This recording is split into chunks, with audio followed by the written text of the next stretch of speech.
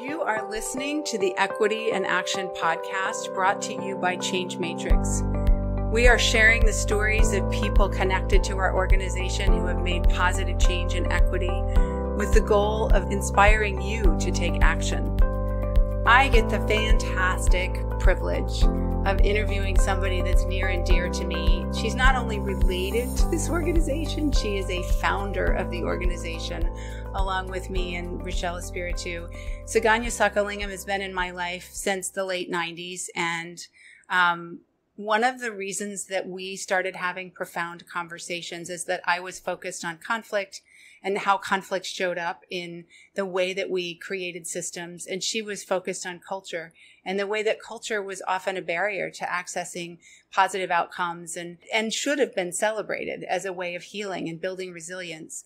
And so we started this conversation about how we had to understand culture to understand conflict, because conflict is a cultural experience, and how we had to understand the need for conflict and getting to cultural competence and getting to true equity and inclusion. That conversation has never stopped for us many, many years later. So it is my absolute privilege to welcome Suganya Sockalingam into this space. And here we are. Suganya, what do you think about this? Thank you, Elizabeth. Wow. It brings back memories of 1999 August. When I first joined Georgetown, and you were one of the very few people I met right away because lots of folks were on vacation. But what I do remember is those, we used to call ourselves not water cooler conversations, but printer conversations, because we would meet in front of the printer and we would start up such an organic conversation about culture and conflict and communication, and how all of those together really ties up the work that we do in providing services for people. And, you know, I was so grateful because you provided such a gentle landing space for me to screw up and make outrageous statements and really try to find my way when it came to understanding the impact of culture. And I think you should take a lot of credit and bear a lot of responsibility for my education. The desire was there, but I kind of fumbled around a little bit. And I always appreciated that you were a safe place for me to go and just, you know, we could bounce some ideas around. Kind of curious if you could take us a little bit back, because you've been doing equity work your whole career, and it's been a remarkable career. Why? Why did you want to do that? What started you down that path? Yeah. And I think I've shared this before. I was 13 when Civil War broke out in my country. And overnight, people of certain races and ethnicities were no longer considered citizens. They were actually considered second-class citizens. That meant that opportunities for higher education, and I was just going to start high school, higher education, getting good jobs in the government sector, opening your own business and owning your own business were no longer available to us. And that just seemed so unfair. And I felt so angry that the country that I called paradise was suddenly just taken away from me. You know, it seems so distinct in some ways from the experiences of racism in this country, in the United States.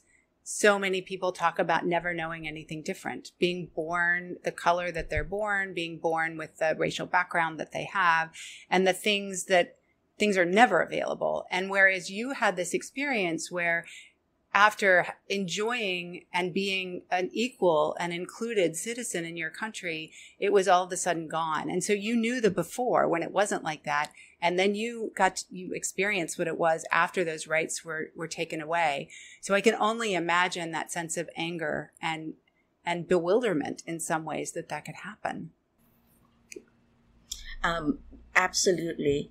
And so much empathy and understanding of the Native American population in this country who really experienced something very similar.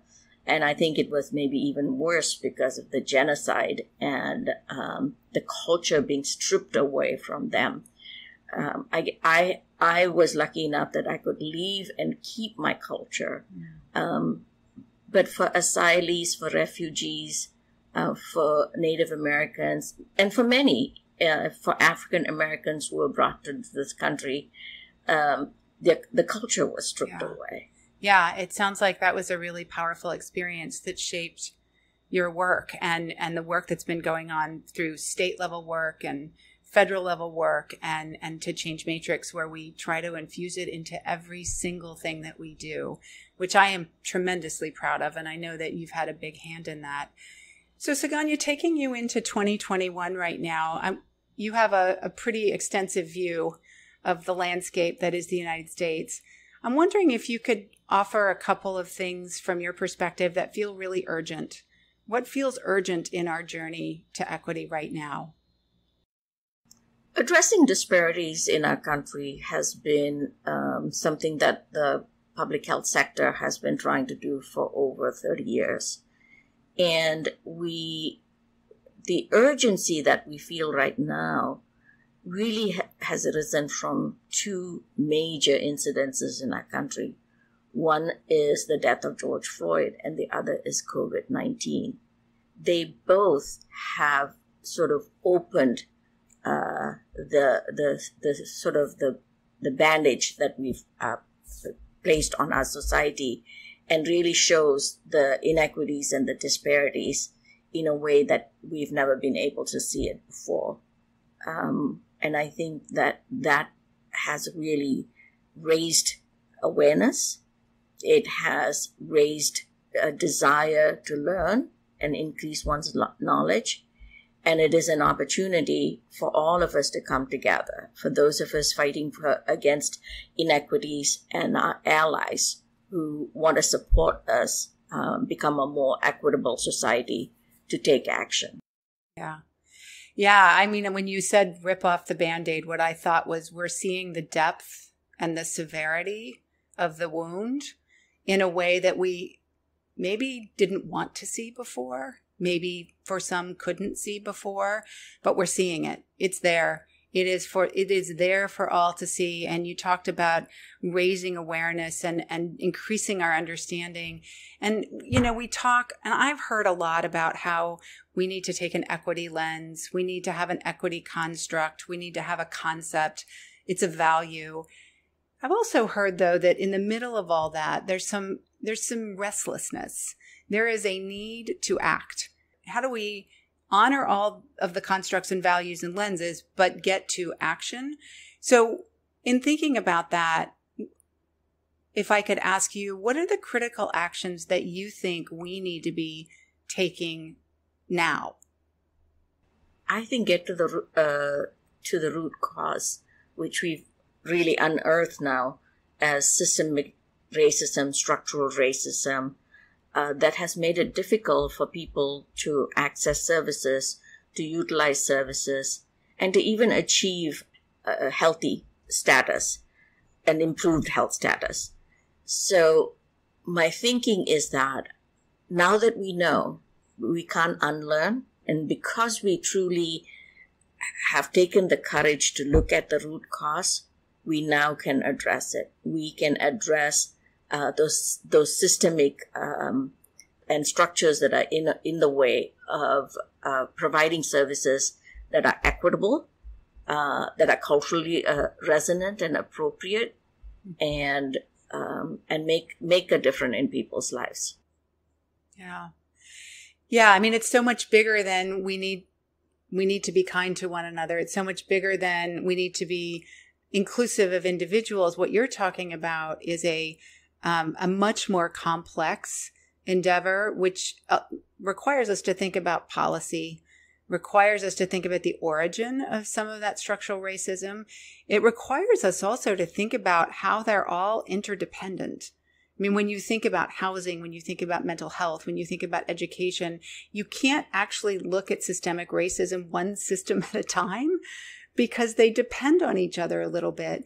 And so when I think about that, I start wondering about the leaders that have responsibility for identifying structural racism, identifying the policies that both contribute to that or stand in the way of ending that. And that's a really big job. So I'm just curious what you think about how we need to be focusing on leadership as a way to eliminating the structural racism, which is the ultimate goal.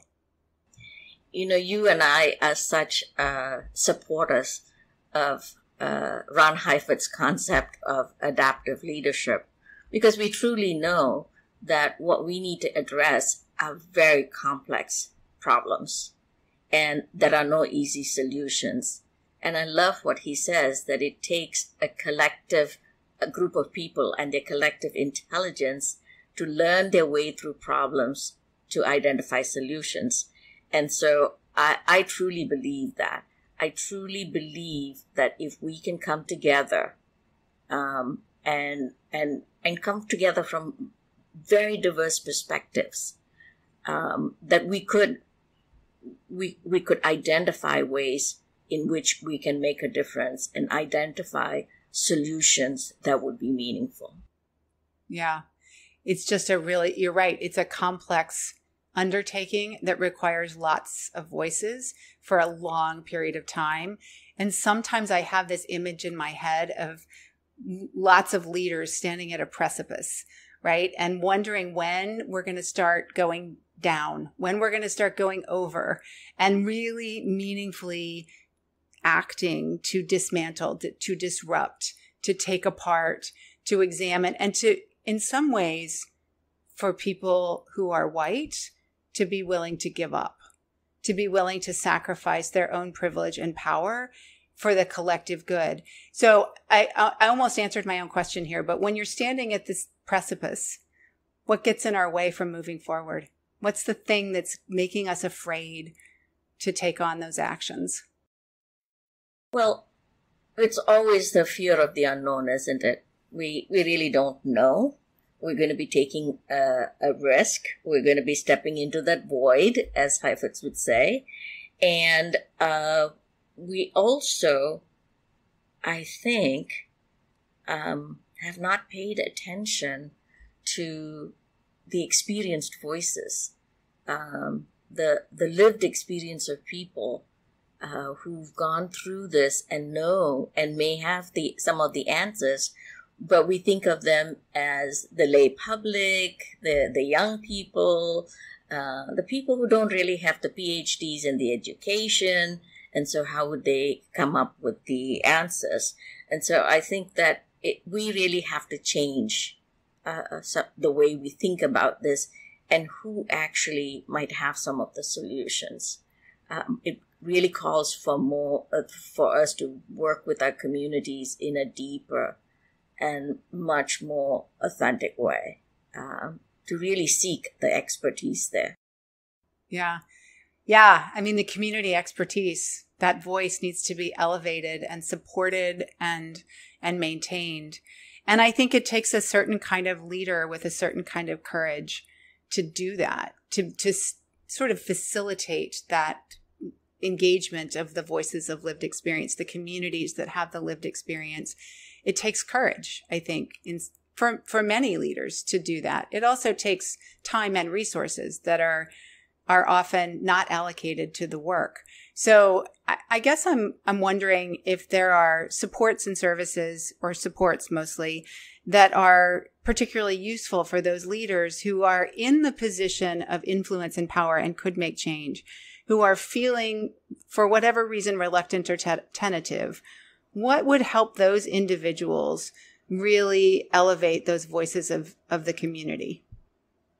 You know, the more I've been doing trainings and webinars, the more I'm realizing that we have audiences that are educated, that are knowledgeable, that are experienced, and so we lose out in not having that opportunity to hear from them.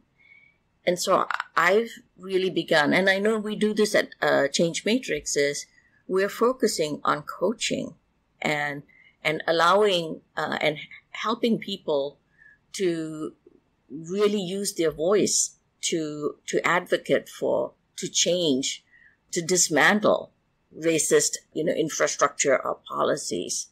I think because we have people who have the expertise, then I think our job is to ask those difficult questions, to ask those challenging questions that will help them to think about it in maybe different ways. And so I just feel like the coaching that we do has been very relevant. I just had a conversation with a young leader in mental health and education who, through the coaching sessions, learned that their lived experience was really important to engaging others. And I think that prior to coaching, they may have never have felt that they could do that. But through the process of coaching, they recognized the value they bring by sharing themselves, their expertise, their experiences. And I think that in the last few months, in talking to them, I see a very different leader, a leader who's willing to take risks, who is willing to step into that, uncertain space and share their experiences and therefore elicit action from others. Yeah, that's such a powerful last phrase that you offered, elicit action from others, because it sounds like through coaching, what we're doing is emboldening or supporting individual leaders to engage a larger set of voices. And so we do that by helping them create their own vision for what this could look like. And we do that by helping them really identify the steps to get there and the risks that might come up and how they will approach those and work through them. And I have to agree that I think coaching is one of the most meaningful things that we do at Change Matrix, particularly for people who are standing on that precipice, who know they have a role and know they have influence and are just not quite ready to think about how to do that. And what I've experienced is that they want to do it right. Right. And so until they can figure out that they're going to do it right, they're not sure that they're going to do it. So I think coaching gives them that. It's not complete confidence, but it's a little bit of assurance that it's worth the risk. It's worth putting themselves out there. It feels like really important work that we're doing right now. You just reminded me of something Brenda, our coach, just shared with me like 2 weeks ago when she said, "What are your limiting beliefs?" And that is, I think, a very critical thing. I think if we can help leaders to identify their limiting belief and then, find a way to get past those beliefs, I think we would be able to make the kind of changes that are needed. Yeah, I think you're right. We just have to help folks step into the void. And I think with coaching, we can absolutely do that. So Suganya, it's been my absolute 1000% pleasure to spend this time with you. And I think those that get to listen to this will learn some things, and who knows what will happen. So you all have been listening to Equity in Action, and we will have another podcast next month around how a researcher in pediatrics and adolescent intimate partner violence in rural communities has been able to put equity in action in her work. So we look forward to that. And once again, Suganya, thank you. You're so welcome, Liz. All right.